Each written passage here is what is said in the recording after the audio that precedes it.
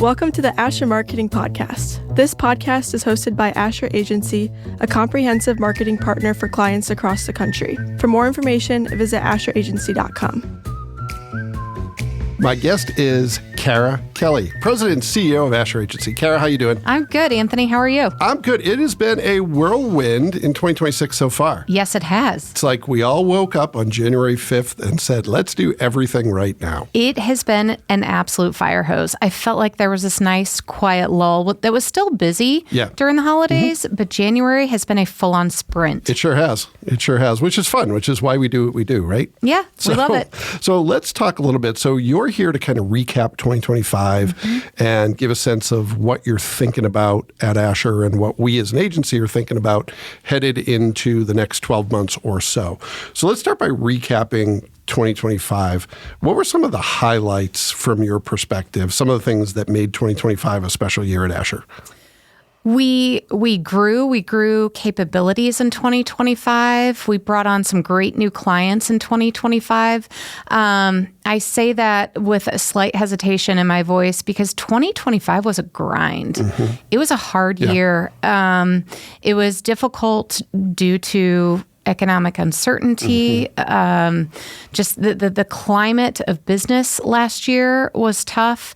We had a lot of federal spending cutbacks. And so anyway, it was a grind of a year. Yeah. But this team locked arms, worked hard, worked together, had a lot of fun doing it. Yeah. We brought on some new folks. For example, videography is something that we brought in-house last year. And it has just been so much fun to incorporate it into everything that we do and to be just so readily available for our clients and growing that capacity.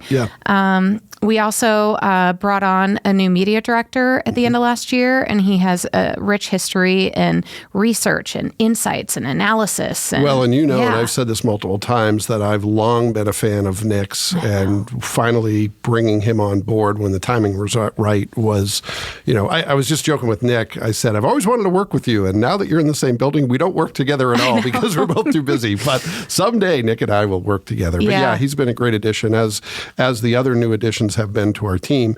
One of the things you and I have talked about that I don't think people fully understand from the outside looking in, because Asher's been in business for 50 plus years, is that in some respects we operate like a startup because you and Megan just bought the business 3 years ago.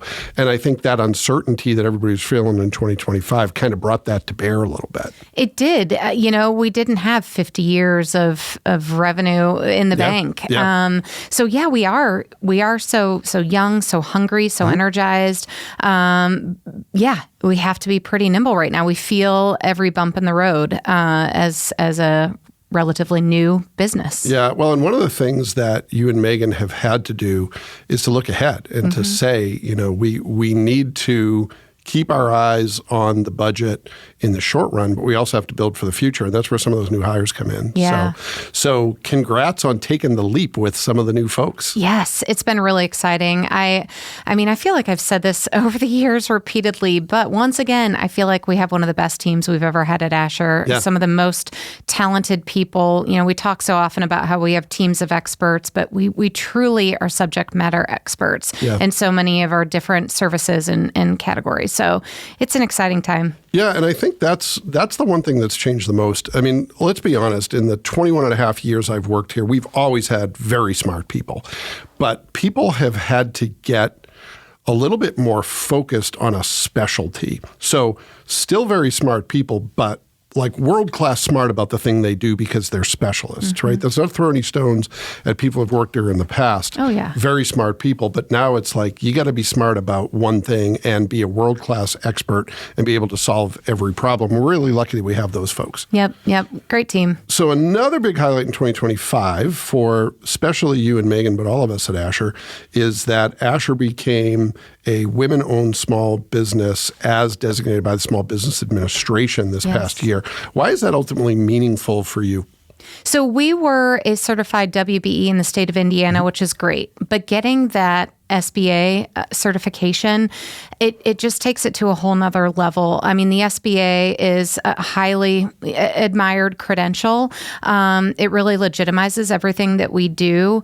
And getting that certification at the SBA level, I know I've shared this stat, but it's worth repeating, is that less than 1% of ad agencies are women-owned. So it's pretty barrier breaking to be able to say that we are a women-owned small business in the advertising space.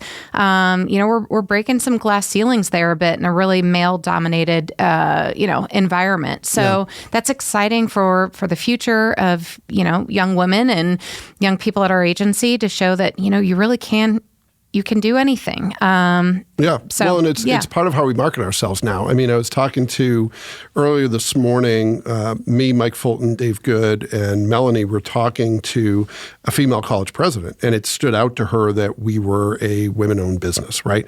I think if you're a woman in leadership, that may or may not matter to you, but I think you can relate better in some respects to people like you and Megan running the show than if it were me or some other guy, right? Yeah. So there's an affinity there that I think is helpful when we're telling our story.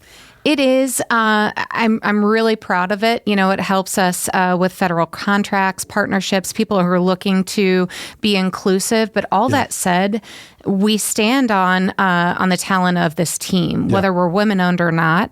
We're good at what we do, and so it's a nice credential to have, and we're exceptionally proud of it. But it really is just an added layer to hopefully why people would want to work with us. Yeah, and it took a lot of work to get it. So congratulations for getting it done. Yeah. So let's look ahead and talk about 2026. So one of the things that has been maybe one of the biggest changes that I've seen in my time at Asher is AI, its impact on the industry and our clients. There's people who embrace it. There's people who are concerned about it. There's folks who are in between. What's Asher doing with all that? I know it's a big question, easy question to ask, hard question to answer. What is Asher doing to prepare for AI integration by us and by our clients? And what is Asher doing to use AI in a way that's responsible and reflective of what we've always done well? Let's take a moment to talk about something that can revolutionize your business: branding with Asher Agency. Ever wonder why some companies just stick in your mind? That's the power of great branding, and it's exactly what Asher delivers. Visit AsherAgency.com for more info. Yeah, I mean, AI is changing the landscape of marketing, and we would be ignorant if we just dug our heads in the sand and were resistant to it. So what we're trying to do is inform ourselves and inform ourselves from every perspective, the dangers of it, the capabilities of it. What AI can do, though, for us as a small business makes us a little bit more nimble because you could have these big, powerful conglomerates of ad agencies that had access to these data tools. Now it really level sets the playing field that we as a small agency, we can be more nimble. We can test things more quickly. We're closer to our clients. We don't have so many layers of big shop agencies. We have real personal relationships, access to data. It allows us to, process information faster, whether it's audience segmentation, whether it's media performance analysis. We're able to, it's a benefit to our clients and I think a benefit to our team. But all that said, I love my mantras going into each new year. You sure do. We've had a lot of them. But this year, I think is even that much more important. And it's that we are powered by our people. It's our Asher intelligence. It's our unique perspectives that we contribute to our creativity, to our strategic recommendations from a media approach. Powered by our people uses those AI tools, but it all is very authentic thinking by our team. So, looking ahead and how AI is going to be integrated every day it changes. Every day, we learn and we figure out what we want to do, what we don't want to do. But the thing is that we're learning and we're growing. Yeah. And as a 50, now almost 2-year-old agency, if we're not thinking and learning and growing, we're not going to be here in another 50 years. 100%. So, yeah. Yeah, and you and I have talked about the fact that we have to do right by our clients. Of course, that's why we're in business. We have to do right by our people. They're what makes us run and has always been the strength of Asher. But we have to do what's right for the agency too, because no Asher, we don't have to worry about clients and people. So it's really looking at it from a business approach and moving. I think one of the things we've done over the past at least few months, probably more like 6 to 12, is move from experimentation to integration, where it's like, we need to figure this out. Now I think we have some momentum where, many of us are using AI daily. It's integrated into our workflows, but we're also approaching it with some caution, knowing that there's some questions we need to be able to answer for clients, and we need their perspective. So I'd add to learning, we're also doing a lot of listening. Yeah. Listening to what our clients want us to be doing with AI and maybe what they don't want us to be doing. And that's going to be an ongoing process, right? It's not a switch that you flip and all of a sudden you've got it all figured out. What I'm so proud of is this team is having conversations, intentional conversations, and that's all I ask for, for the betterment of them as individuals, as us as a whole, and for our clients. Yeah.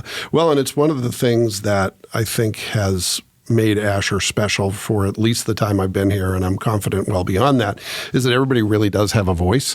And that's a challenge when the voices don't always agree, right? And there's some conflict. So we gotta work through that as well as a team and be respectful of each other, knowing that we may not land in the same place, but we all got to pull together. Yep, we respect each other. Yeah. So as you look at 2026, beyond AI is a big piece of it.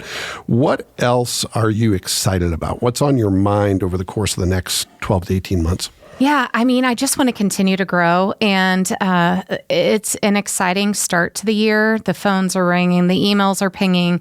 It's very busy, but just want to take care of our really good clients. Yeah. We had a great year in 2025. We have more than 200 clients that we served. We placed more than $1 million of media. We're hosting 70 websites. We're doing a lot around here, and it's really exciting. So taking care of those good clients that we have, but welcoming new clients on board, and so a couple things fundamentally that at least I think we as managers and we as an agency are prioritizing is also getting back to the basics. So really trying to streamline and refine processes.